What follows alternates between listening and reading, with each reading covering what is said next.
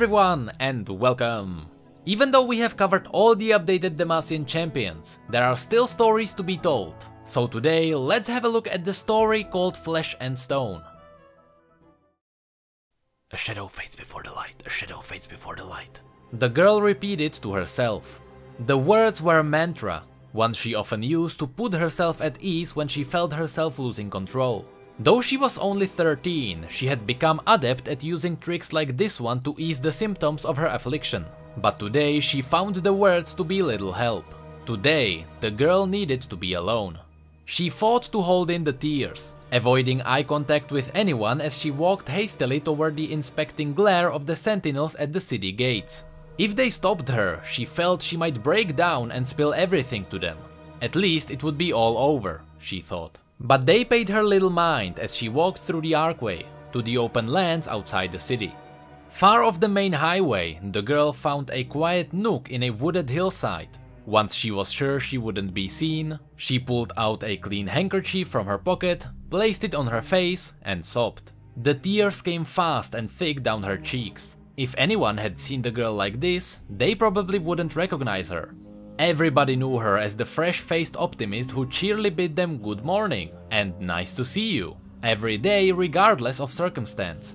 The other side of her, this ugly and decidedly un-Demacian one, was a face the girl shared with nobody. As she stanched the flow of tears with her thin linen cloth, her mind began to settle. She finally dared to recall the events that had led to the tears. She had been in the lecture room with her classmates when her gaze began to wander to an open window. The flock of nectar flies outside were far more interesting than the lesson in field tactics their instructor was offering. The flies danced, not in unison at all, but in a vivacious chaos that was strangely beautiful. She had taken in their movement, feeling herself warming to the core with an intense happiness. The warmth was familiar to her. Most of the time it could be tamed, stuffed back inside her like feathers that had leaked from a mattress. But today the warmth was hot, with a life of its own. She felt it burning in her teeth, threatening to explode into the world with a fan of iridescent hues as it only had done in privacy before. For a brief moment, a thin trickle of white light leaked from her fingertips. No, this is not for anyone to see, she thought, hoping to suppress the glow. For the first time in her life, it felt too big. The girl had only one chance to save herself. She needed to leave. She stood and gathered her belongings. "Laxana," her instructor had said. "Are you?" "A shadow fades before the light," she muttered and ran from the room without explanation. "A shadow fades before the light, a shadow fades before the light." As she finished drying her eyes in the calm of the woods, her feet carried her farther and farther from the city. She began to assess the cost of the incident. Word would spread quickly across the citadel that a student had stormed out of class without leave. What punishment would she receive? Whatever was to come, it would be better than the alternative. If she had stayed, she would have erupted, filling the entire building in the brightest, purest light. Then everyone would know she was afflicted with magic. That's when the annulers would come. Once or twice, the girl had seen the annulers in the streets with their strange instruments, rooting out practitioners of magic. Once these afflicted people were found, they were forcibly relocated to the slums outside the kingdom, never to take part in the grand society Lux's family knew so well. That was the worst part, knowing her family would be shamed. And her brother, oh her brother. She shuddered to think what Garen would say. The girl often dreamed of living in a different part of the world, where people with arcane gifts were revered as heroes and celebrated by their families. But the girl lived in Demacia, where people knew the destructive potential of magic and treated it as such. As she found her situation becoming increasingly hopeless, Lux realized she was standing within the view of the Galio monument. The gargantuan statue had been made long ago as a battle standard for the military, accompanying them on their missions abroad. Sculptured from patricide, Galio possessed magic-absorbing properties that had saved many lives from the Archmage attacks. If one believed in legend, he had even come to life at times, when enough mystical power had seeped into his mortar. At the moment, he stood as still as a mountain, straddling the memorial road, far from the traffic of the main highway. Lux cautiously approached the statue. Ever since she was a little girl, she had imagined the old titan keeping vigilant watch over all those who passed beneath him. It seemed to peer into her soul, judging her. "You have no place here," it would say accusingly. Though it only spoke in her imagination, the girl knew it spoke true. She was different, that was undeniable. Her constant smiles and exuberance stood out glaringly among Demasia's attitude. Then there was the glow. Ever since she could remember, Lux felt it burning in her heart, longing to burst free. When she was small, the glow was weak, and she could easily conceal it. Now the power had become far too great to stay hidden. Burdened with guilt, Lux lifted her eyes to the Colossus. "Well, go on and say it," she yelled.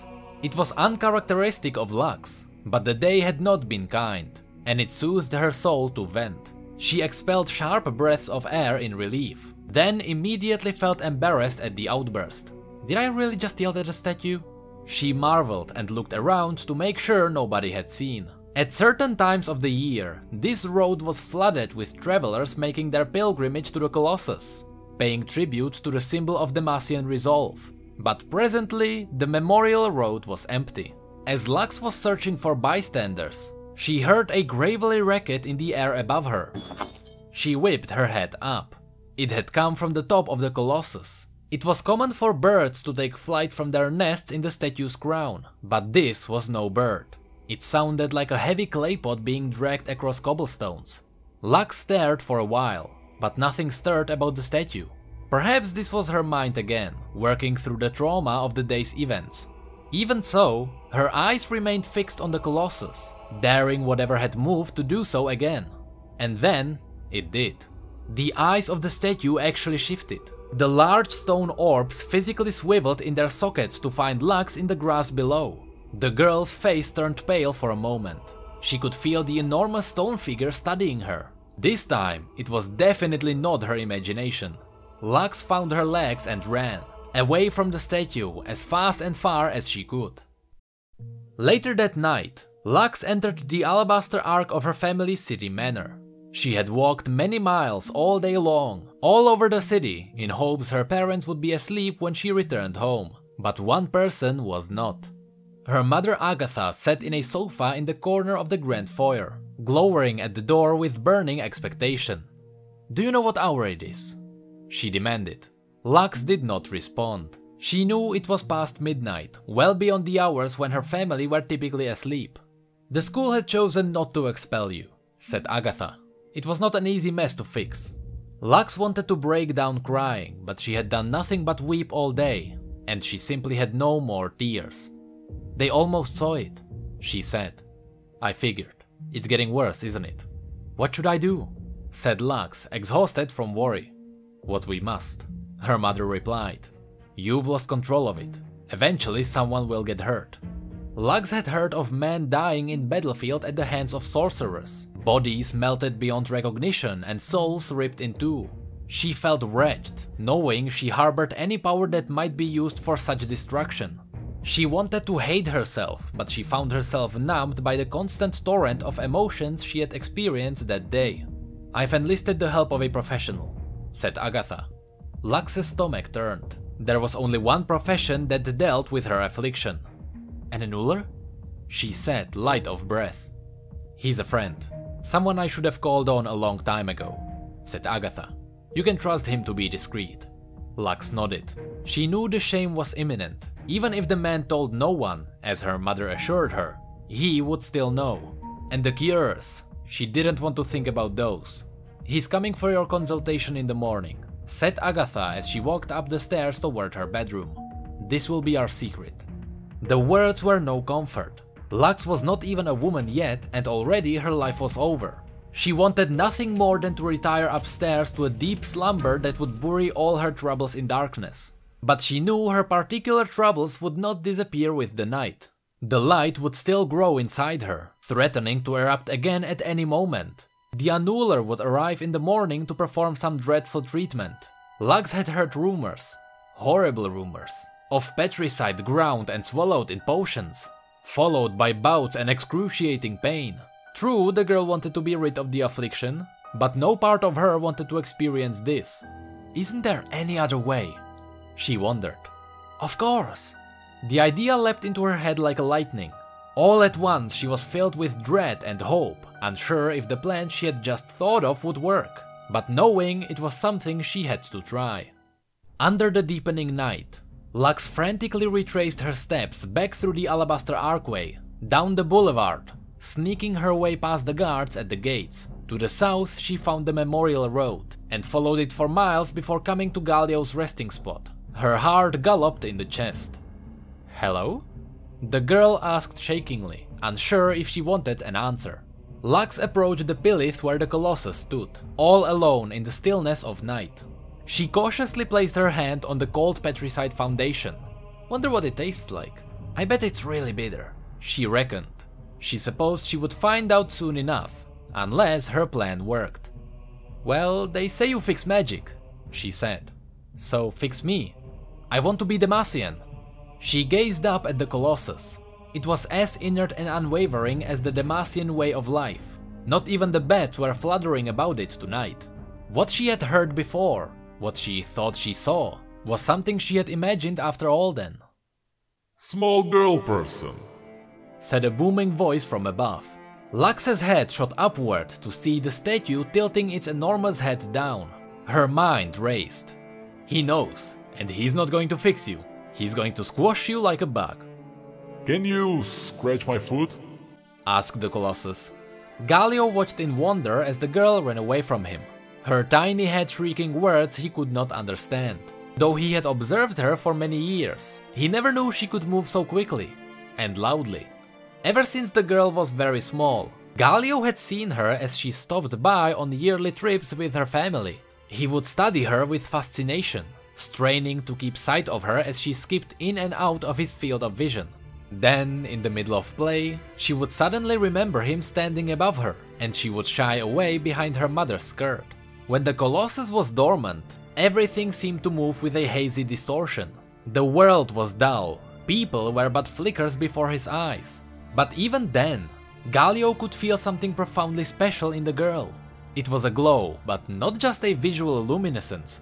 Time slowed with her, and the haze lifted as something strange stirred within his stone form. It started small. When the girl was a toddler, Galio could feel strange warmth tickling his toes.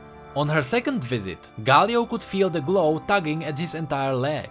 By the time she was 10, the girl's warmth was so strong Galio could feel her approaching from a mile away, and would grow giddy with the anticipation of her visit.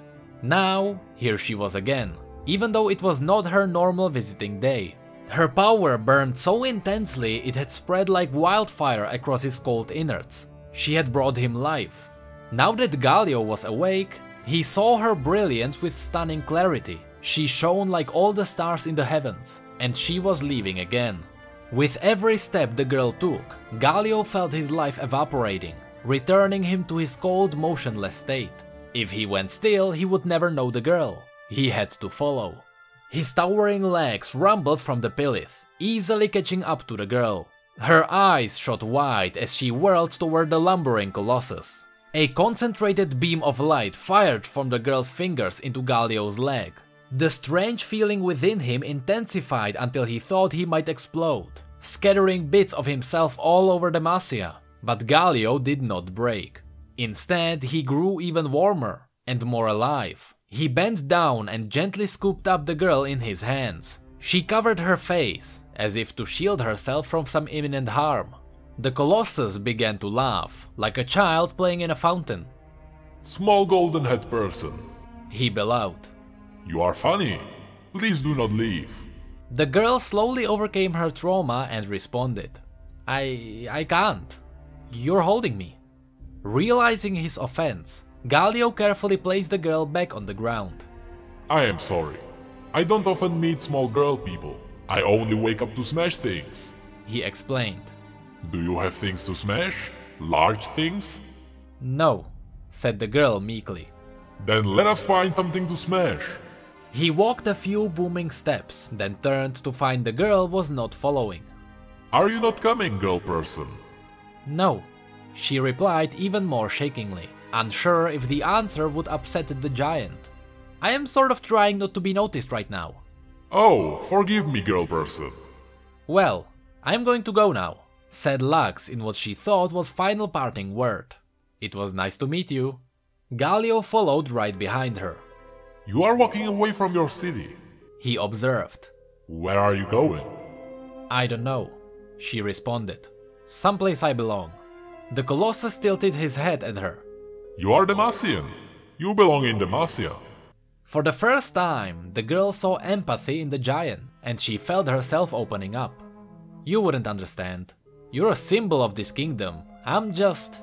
She searched for the word that would tell everything without telling too much. "I'm all wrong," she said at last. Wrong? You can't be wrong. You gave me life. Boomed Galio, lowering his huge boulder of a face to her level. "That's the problem," the girl said. "You're not supposed to be moving. The only reason why you are moving is me." Galio reacted in stunned silence for a moment, then erupted with joyful realization. You're a mage! He thundered. "Shh, please be quiet," begged the girl. "People will hear you." I crush mages. He proclaimed. He then quickly added. But not you. I like you. You are the first mage I've liked. Luxana's fear began to fade, giving way to irritation. "Listen, even though this is all wondrous and miraculous, I'd really prefer you leave me alone. Besides, people are going to notice you're gone." I don't care, insisted Galio. Let them notice. "Don't," said Lux, recoiling at the thought. "Please just go back where you belong." Galio stopped to reflect, then smiled as though he had recalled something amusing. Do that thing to me again, with your wonderful starlight, he said, far too loud for Lux's comfort. "Shh, stop yelling," she urged. "Are you referring to my affliction?" Yes, said Galio in a slightly quieter tone. "I'm sorry, I can't always do it, and I shouldn't do it. You have to go," she insisted. I can't go. If I leave you, I will sleep, and when I wake, you will be gone, small girl thing. Lux paused. Though she was mad from exhaustion, she found herself touched by the Titan's words. "If I can do it again, do you promise to go away?" she asked. The Colossus thought for a moment, then accepted her proposal. "Okay," said the girl, "I'll try." She screwed in her hands toward her body, then thrust them forward toward Galio. To her disappointment, nothing but tiny sparks of light glinted from her fingertips. She tried again and again, getting less of a result each time. "I must be tired," she realized. Rest, suggested Galio. Then when you are refreshed, you can give me your magic. Thought Lux, mulling the suggestion. "I can't get rid of you and I have no place to go. Suppose I might as well bed down." She began feeling around the ground for a comfortable patch of grass. Once she had found a suitable place, she lay down and wrapped her cloak snugly around herself. "Well, I'm going to sleep now," she said with a yawn. "You should too." No, I sleep too much. Galio replied. "Can you just, I don't know, freeze yourself for a while then?" I do not work that way. said the Colossus. "Then be still and pretend you're not alive." Yes, I will just stand here and watch you rest, girl person, said Galio. "Please don't," insisted Lux. "I can't sleep with you staring at me. Can you turn around?" Galio honored the girl's wish, turning himself away from her, toward the distant lights of the Demacian capital. It was not as interesting as the girl, but it would suffice. Making do with the modicum of privacy, Lux closed her eyes and drifted off to sleep. Once she was certain Galio would not turn around, she quietly got up and crept away into the night. Luxana walked quickly, knowing her first order of business was getting as far away as possible from the Colossus. If she didn't, her magic would still empower him, and he would surely come looking for her. By morning, every patrol in the kingdom would be searching for the missing Crown Guard girl. They would surely notice the walking national monument following her, and they would know the girl must be the magical source that had awakened him. Lux's aching legs quickened to a sprint. She had only a vague idea of her surroundings. It was difficult to find any landmarks at this black hour of night. All she knew for sure was that the Cloudwoods were nearby, their thick towering red barks forming the skyline to the south. It would be an ideal place to hide from any search parties. and a good safe ground for breakfast. She could cross the forest in 2 days' time and find shelter in one of the Vascasian timber villages, where people were unlikely to recognize her. It was not a brilliant plan by any stretch, but it was the best she had. Lux could see the beginnings of the forest coming into view, its trees progressing in height like a pyramid, with the largest in the center. As she crossed the threshold of the woods, she paused for a moment to grieve what she was abandoning. She would miss her brother Garen, and her beloved steed Starfire, and even her mother. But this was just the way it had to be. A shadow face before the light. She reassured herself, and then stepped into the blackness of the dense evergreen woods. After an hour of plowing her way through the branches of the forest, Lux already found herself doubting her plan. Her stomach was growling, and any confidence she had had in finding a clear path through the trees had vanished with the brightest moon behind the clouds. All around she could hear the snorts and rustles of nocturnal animals, and that made her nervous. Just a little light, she thought. Surely just a little won't hurt. Way out here? She began to conjure a luminescent orb between her hands. For a brief moment a flickering light danced on her fingertips, causing an audible ruckus in the creatures around her, but the light snuffed out as quickly as it came, returning all to blackness. Lux looked at the outlines of her hands, inspecting them for flaws. She wondered what could have hampered her from doing what had previously come so easily. It's the Colossus, she realized. It must be. She suddenly became aware of the voices in the woodland murmur. Slow, purposeful footsteps and whispers. They were... An arm shot around Lux's throat and restrained her. She could sense the presence of at least 2 other men to her sides. "Where are you headed tonight, miss?" asked one of the men. Lux stammered, not quite forming a response. The man restraining her tightened his grip. "You're supposed to be in the Annulman slums, yeah?" he said. "No," Lux gasped. The man's arm wedged firmly under her chin. "I'm not." "We aren't fools, miss," said the third man. "Come on, let's take you back." Lux struggled to free her arms as the man tried to bind them with coarse rope. She concentrated, but could not summon the magic that apparently had once been hers. She freed one hand, struck one of the men squarely in the jaw, and heard the twigs on the ground crunch as he fell. The 2 other men angrily descended on her. "You shouldn't have done that," said one of them with a scowl. "You really shouldn't have done that." The man began to tighten her bindings. They were pulling the knots as tightly and painfully as possible, when the ground began to vibrate with dull thunderous beat. The man paused in dread, searching for the source of the noise, as it slowly increased in frequency and volume. It rumbled like an earthquake, only broken up into steady rhythmic booms, like gigantic footsteps, and they were getting nearer. "What is it?" asked one man, too frightened to move. The ground shook more, and its quaking was joined by the crackling of giant trees being broken apart. Whatever it was now in the forest and almost upon them. It's... All looked up to see the monstrous Galio, striding toward them, a path of felled redbarks in his wake. The man ran, getting only few steps through the trees before a giant petrified hand snatched them up high into the air. Galio glared with one enormous eye at the trembling wets of flesh held tight in his grip. Is it time for fighting? Said the Colossus with a grin. I will engage you. He opened his clenched fist and raised the other hand as if he wanted to smash them between his palms. No, said a tiny voice. Please stop. The Colossus found Lux on the ground below, beating on his ankles with her bound arms. It isn't right, she shouted. Confused, Galio lowered the man to the ground and released them. Lux heard the quick patter of the man's feet, sprinting away from her. As she wiggled out of her bindings, she gazed up at the Colossus. I turned around and you were gone, girl person, he said. Why are you in the trees? I don't know, Luxana managed. Galio reclined on a hillside, gazing at the stars with the tiny yellow-headed girl he had befriended. Neither spoke, save for the occasional sigh. Not the stressful gasps that Lux had previously known, those were the sounds of two beings that had found utter contentment in each other's company. I do not usually awaken for this long, said the Colossus. Me neither, said the girl with an enormous yawn. How do people spend time together without battle?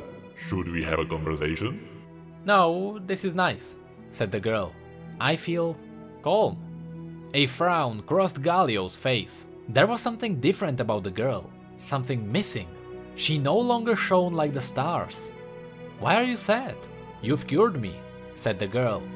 As long as you're near me, I can return home and be normal. Galio did not brighten or look up. The girl continued her thought. I mean, maybe I can just come visit you every day to keep my affliction away. No, said the Titan, finally locking eyes with her. Why not? She asked. young girl person, you are special. Since before you can remember, I have felt your gift. For so long I wanted it near me, but now I see. I smashed your gift. But it gives you life. Galio pondered her words, only for a moment. His mind was made up. Life is very valuable, he said. But your gift is everything. Never lose it. He got to his feet gingerly and placed the girl on his shoulder. Together they began to trudge back to the city to face what awaited.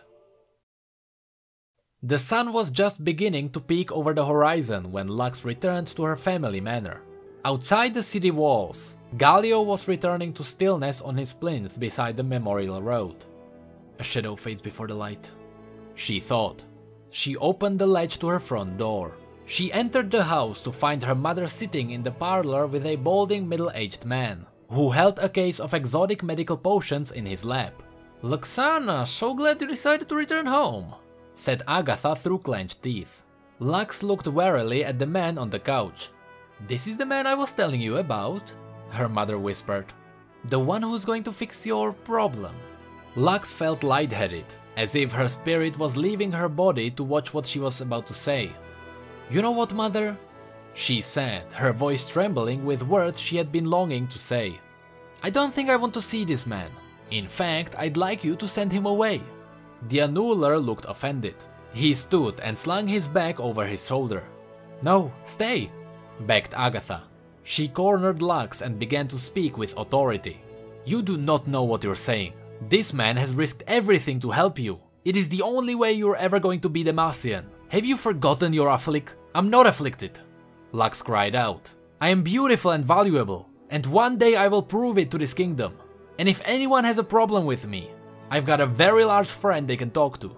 She strode upstairs to her room, leaving her mother alone with the annuler. As Lux flopped onto her bed, she expelled a deep, easy breath. For the first time in years, her mind was as still as a pond in summer. The light that had once exploded from her unbidden was still there, but she could feel its beginning and its end, and knew that one day she could master it. As she drifted off to sleep, she realized her mantra had always been wrong. No light could ever kill shadows. A shadow thrives beside the light, she thought. It had a nice ring to it. And that was the Flesh and Stone story. Really nice addition to Lux's story, and what a story in general. I really love it when we get to see that quote-unquote real side of our favorite characters. And this story points out that Lux had really difficult childhood. You have to remember that she is 13 in this story. But anyway, that's it for this video. If you enjoyed it, feel free to click the like below. You can also subscribe for more stories in the future. Don't forget to follow us on Twitter, Facebook and Discord if you'd like to chat. There is also my Instagram where I added some pancakes into the mix of coffee. And with that, thank you so much for watching and for your support. You know I really appreciate it. And as always, thank you come again.